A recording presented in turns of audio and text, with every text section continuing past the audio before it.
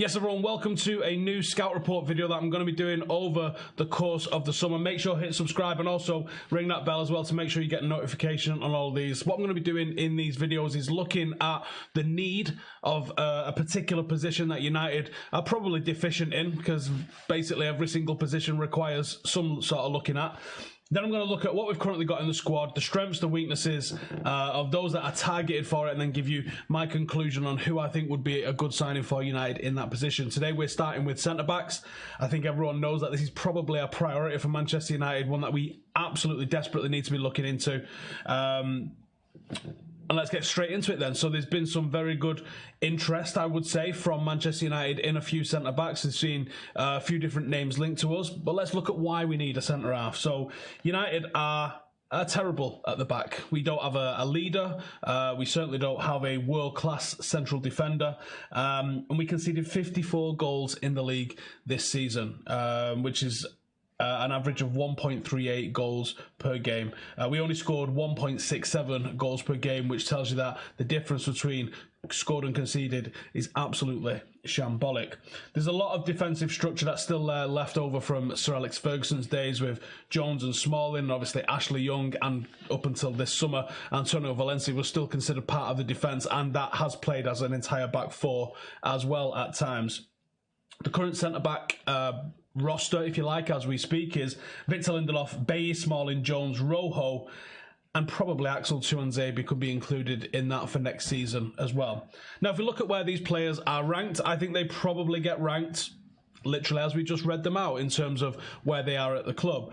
I think Lindelof is probably our best defender. He was in with a very real shout of winning Player of the Year, in my opinion, last year, which shows how bad we've been, because he's actually not the world's greatest defender. He's very good at dealing with stuff in the channels. He's very good at dealing with things that are on the floor. He looks fantastic in Europe for those reasons, but the teams that you expect him to do better against because they're not of sufficient quality, your Brightons, your West Ham, your Huddersfield, your Burtons and your Derbys, he actually struggles against, because he struggles with that direct ball that's played right into a centre-half that a traditional number 9 English-style centre-forward thrives upon.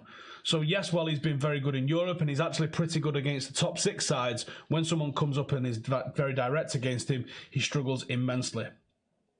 Next in the ranking, I'd probably have Eric Bailly. I think Eric Bailly is a hell of a footballer, but he's rash. He's rash, and he needs someone that is a leader alongside him to control him. He's better in the air than Victor Lindelof is, perhaps not as good sweeping up into the channels and with the ball at his feet as Victor Lindelof is, which is why he's coming second on this. His future remains in doubt at Manchester United. He could be one of the players that gets moved on. I wouldn't be surprised either way, to be honest. One if he stays and one if he goes. Then you've got Smalling and Jones. Smalling I put slightly ahead of Phil Jones. I think he makes less obvious mistakes, although the introduction of VAR next season could definitely flip that on its head.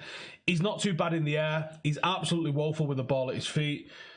He's just not good enough to be a starting centre-half for Manchester United. When you go from having Stam and Ronnie Johnson and Rio and Vidic, Smalling and Jones are not in the same category. Phil Jones, how Sir Alex Ferguson compared him to Duncan Edwards, I will never know. I think that there's some good qualities about him. He's quite combative. He's not terrible with the ball at his feet. He's actually quite good with the ball at his feet. But he's massively injury prone, and he makes a massive clanger on a regular basis. He's not good enough. Rojo and Bailly at one point, I thought remember it was too much hot sauce. Rojo's got a decent level of ability at left back. He's horrendous at centre half. He's not the worst, in all honesty. And if he's going to be a backup, that's not a bad shout. But considering the salary that he's on, he's probably not salary backup sort of category, I don't think. I think he probably should be a first choice somewhere, but it's not at Manchester United. Then you're looking at probably Axel Tuanzebe. A lot of people are demanding that he gets given first team minutes next season. I think it could go either way. I think he could get first team minutes. He could also very likely go on loan back to Villa potentially now they're in the Premier League. The problem with Tuanzebe is he fits into the same category as Victor Lindelof, and he fits into the category of being amazing with the ball at his feet, amazing sweeping up, amazing in the channels. there's a real leadership element to Axel Tuanzebe as well, which I don't see in a lot of other players. But Axel's weakness is that he's not great in the air. He doesn't attack a ball like a Steve Bruce or a Nemanja Vidic or even a Jaap Stam would do.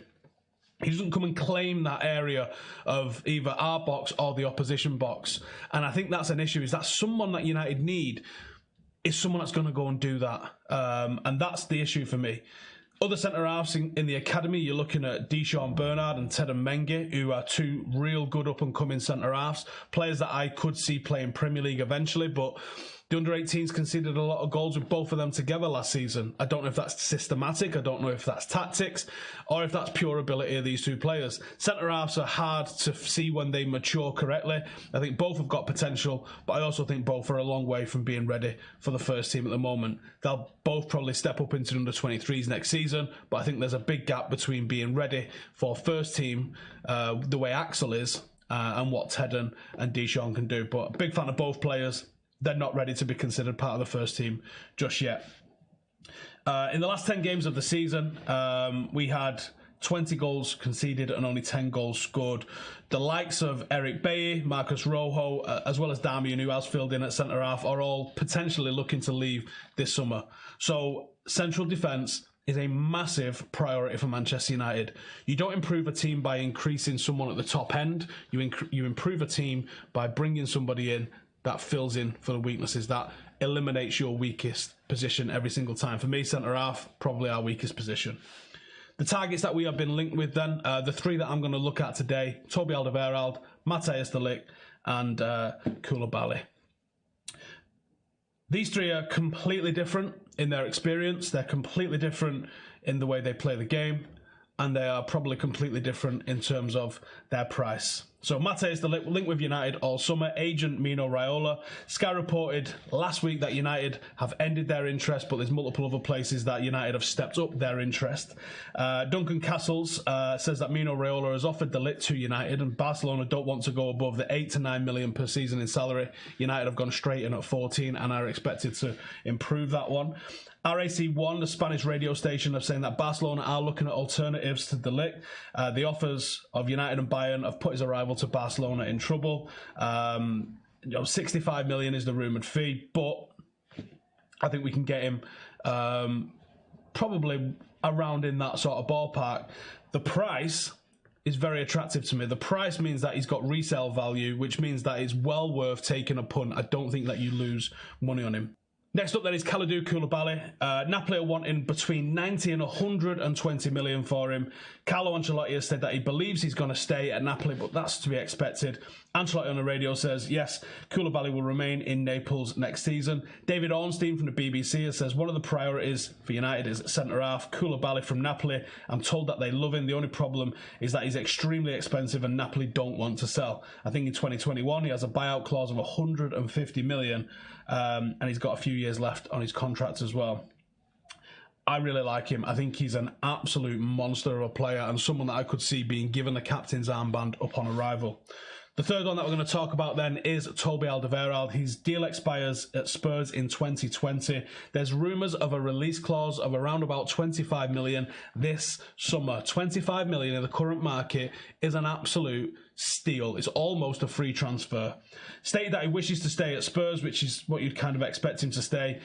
He was linked heavily to a move to Manchester United last summer. Loads of people stating that they thought it was going to happen. The player wanted it. Jose wanted it. The board didn't sanction it. That was for around about 50, 60 million. 25 million, it's an absolute no-brainer for me.